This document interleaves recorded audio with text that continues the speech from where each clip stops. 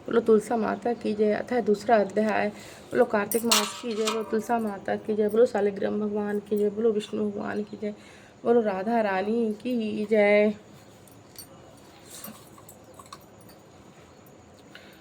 दूसरा अध्याय गुणवती की कथा। भगवान श्री कृष्ण ने कहा, देखो गुणवती।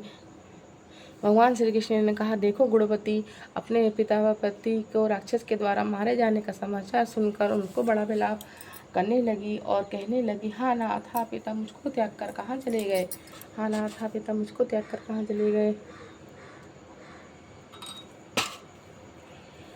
मैं अकेली कन्या हूँ, तुम्हारे बिना मैं क्या करूँ। अब मेरे भोजन और वस्त्र आदि की व्यवस्था कौन करेगा।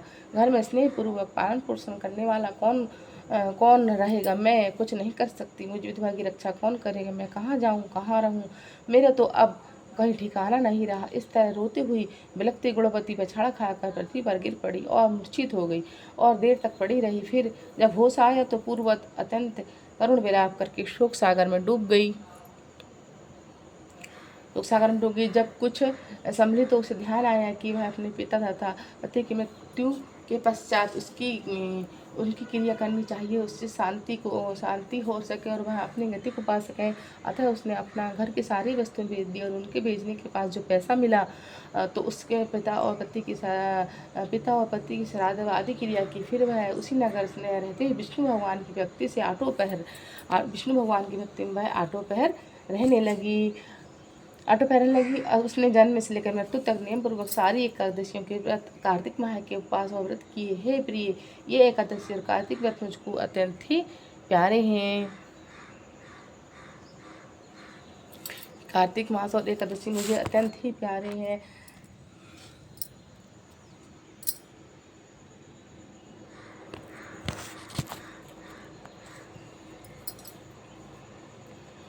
मुक्ति, भुक्ति, पुत्र, संपत्ति को देने वाले परम पवित्र है। जो मनुष्य कार्तिक मास में तुला राशि पर सूर्य आता है तो सवेरे उठ कर स्नान करते हैं, व्रत उपासना करते हैं, वे मुझे प्यारे हैं, बहुत ही प्यारे, क्योंकि यह बड़े पापी भी हो तो स्नान व्रत के प्रभाव से उसको मोक्ष की प्राप्ति हो जाती है। जो मनुष्य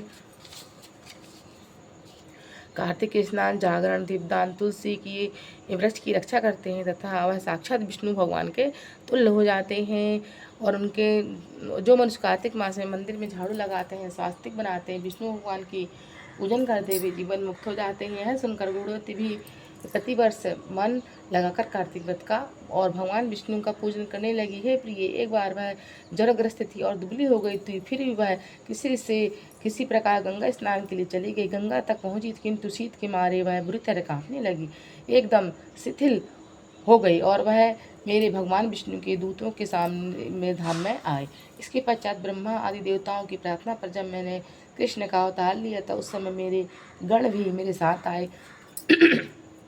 वह सब पृथ्वी पर यादव बने। तुम्हारे पिताजी भी पूर्व जन्म में देव शर्मा थे, इस समय शस्त्रजीत है। पूर्व जन्म में चंद्र समा जो तुम्हारा पति था वह जो आकू है। और हे भामनी, तो ही भाई गुणवती है। यह कार्तिक व्रत का ही ऐसा ही प्रताप है जिससे तू मेरी अर्धांगिनी बनी हुई है। पूर्व जन्म में तुमने मेरे मंदिर में जाकर तुलसी का पौधा लगाया था, वह इस समय तेरे महलों के आंगन में कल्प वृक्ष के रूप में खड़ा है। और पिछले जन्म में जो तुमने दीप दान किया था उसके कारण तुम्हारी देह सुंदर है, तुम्हारा शरीर में शोभा है, घर में तुम साक्षात लक्ष्मी निवास करती है। तुमने पूर्व जन्म में अपने समस्त व्रतों का फल पति स्वरूप विष्णु के रूप में अर्पण कर दिया था, उसी के प्रभाव से तुम इस समय मेरी प्रिय भामनी हुई हो। पूर्व जन्म में आजीवन तुमने जो नियम से कार्तिक मास का व्रत किया था उसका यह प्रभाव तुम्हारा कभी भी मेरे से वियोग नहीं होगा। इस प्रकार जो कोई भी कार्तिक मास में व्रत आदि करते हैं वह मुझे तुम्हारे ही समान प्यारे हैं। वह लोग जो एक दूसरे से जप तप यज्ञ दान आदि करते हैं कार्तिक मास में किए हुए व्रत के समान उनका फल का थोड़ा होता है, यानी कार्तिक मास के व्रत का 16वां भाग भी नहीं है। इस तरह से सत्यभामा भी भगवान कृष्णचंद्र जी के महाराज से अपने पूर्व जन्म के पुण्य का प्रभाव सुनकर अत्यंत प्रसन्न हुई। बोलो कार्तिक मास की जय। अथ द्वितीय अध्याय समाप्तम। तीसरा अध्याय पानी की उत्पत्ति की कथा। सत्यभामा बोली, आप सभी काल में व्यापक और सभी काल में आपके आगे समान है। यह कार्तिक मास सब मासों में श्रेष्ठ है, सब तिथियों में एकादशी है, सब मासों में कार्तिक मास को अपना प्रिय क्यों बतलाते हो, इसका कारण कहिए। भगवान श्री कृष्ण बोले, हे प्रिय, तुमने मुझसे अच्छी बात पूछी है, सुन मैं उसका एक कारण बतलाता हूँ, ध्यान से सुनो। इस प्रकार जब महाराज वेन के पुत्र राजा पृथु ने प्रश्न के उत्तर में देवर्षि नारद से प्रश्न किया था, श्री नारद जी ने कार्तिक मास की महिमा बतलाई थी। राजा पृथु के प्रश्न से उत्तर में देवर्षि नारद जी ने कहा था, हे राजन, एक समय शंख नामक राक्षस बड़ा बलवान अत्याचारी हो चुका था। उसने अपने अत्याचार से 3 लोग को कंपायमान कर दिया। वह शंखासुर ने स्वर्ग रहने वाले देवताओं को जीतकर इंद्र आदि 10 लोकपाल के अधिकार छीन लिए। उससे डर कर सब देवता सुमेरु पर्वत की गुफा में कुटुंबियों के साथ बहुत दिन तक छिपे रहे। वे सुमेरु पर्वत की गुफा में निश्चिंत होकर रहने लगे। उधर शंख को पता चला कि देवता आनंद से सुमेरु पर्वत पर रहने लगे हैं, तब उसने सोचा, ऐसा कोई दिव्य शक्ति जरूर है जिसके कारण अपना अधिकार छिन जाने पर देवता बलवान होते हैं। यह सोचते सोचते वह इस परिणाम पर पहुंचा कि सब वेद मंत्रों को के बल से वह बलवान हो रहे हैं। अगर इनसे वे छीन लिए जाए तो वह अपने निर्बल हो जाएंगे। देवर्षि नारद ऐसा सोचकर अनुसार शंख ने भगवान विष्णु को सोता देखकर सत्यलोक में वेद चुराने के लिए पहुंचा। उसको आता देखकर भगवान विष्णु ने उसकी नीयत जानकर उसके डर के मारे बीज मंत्र के साथ समुद्र में जल में छिप गए। शंख भी वेद मंत्र तथा बीज मंत्र को ढूंढता हुआ समुद्र में प्रविष्ट हो गया, लेकिन न तो उसने वेद मंत्र मिले न ही बीज मंत्र।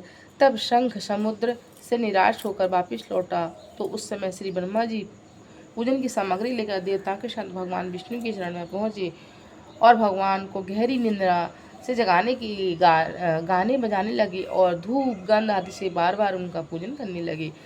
धूप नीम से पूजन करने के बाद अर्पण करने के बाद भगवान की निंद्रा भंग हुई और देवताओं को ब्रह्मा जी सहित देखकर पूजन करते देख भगवान बहुत प्रसन्न हुए। उनसे कहने लगे कि मैं आप लोगों से कीर्तन मंगल चरण से अति प्रसन्न हुआ हूँ। आप अपना अभिष्ट पर मांगिए, मैं अवश्य प्रदान करूँगा। जो मनुष्य अश्विन शुक्ल की एकादशी से देवोत्थानी एकादशी तक ब्रह्म मुहूर्त में उठकर मेरी रचना करेंगे, वह तुम्हारी तरह प्रसन्न होने के कारण सुख को प्राप्त होंगे। यह जो पाद अर्ध आचमन जल आदि सामग्री आप लोग मेरे लिए लाए हो, वह अनंत गुणों की वाली होकर आपका कल्याण करेगी। शंख जो वे चुरा कर ले गए हैं, सबके सब समुद्र में ही बड़ा रूप धारण किया, तो उन्होंने उसे कुएं में डाल दिया। जब कुएं में भी ना समझ सकी तो उन्होंने उसे तालाब में फेंक दिया, और जब भी वह तालाब में ना आ सकी तो उन्होंने उस समुद्र में डाल दिया। वह भी बढ़ने लगी। फिर इस मत्स्य रूपी उस शंखासुर को मार डाला।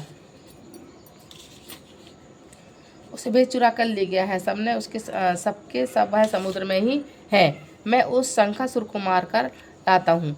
आज से बीज मंत्र बीज और वेदी के साथ चारों वेद प्रतिवर्ष कार्तिक मास में जल में विश्राम किया करेंगे। अब मैं मत्स्य का रूप धारण करके समुद्र में जाता हूँ और अब लोग भी ऋषि मुनियों सहित मेरे साथ चलो। जो कार्तिक मास में पहले व्रत में स्नान करते हैं वे निश्चय ही अक्षय फल को प्राप्त करते हैं और अज्ञात रूप से अमृत स्नान का फल मिलता है। हे देवेन, जो कार्तिक मास में व्रत करते हैं सब प्रकार से धन दान पुत्र आदि देते रहना, उनको आपत्तियों से बचाते रहना है। हे धनपति को भी मेरे के अनुसार तुमको धन दान बढ़ाते रहना, क्योंकि इस प्रकार मेरा आचरण करने वाले प्राणी मेरे रूप को धारण करके जीवन मुक्त हो जाता है। जन्म आदि से मरण पर्यंत उसको विधि पूर्वक यह उत्तम व्रत कर लिया है, वह आप लोगों का भी पूजनीय है। आप लोगों ने कार्तिक एकादशी का मुझे जगाया है, इसलिए यह एकादशी मान्य है और मुझे बड़ी प्रिय है। हे देवताओं, यह दोनों व्रत नियमपूर्वक करने से प्राणी मेरे समीप पहुँचते हैं। इन व्रत के कारण जो फल मिलता है वह अत्यंत अन्य व्रतों से नहीं मिलता। इसलिए हर मनुष्य को सुखी निरोग रहने के लिए कार्तिक महात्म और एकादशी की कथा सुनते हुए उपयुक्त नियम का पालन करना चाहिए। बोलो श्री कृष्ण भगवान की जय। बोलो विष्णु भगवान की जय।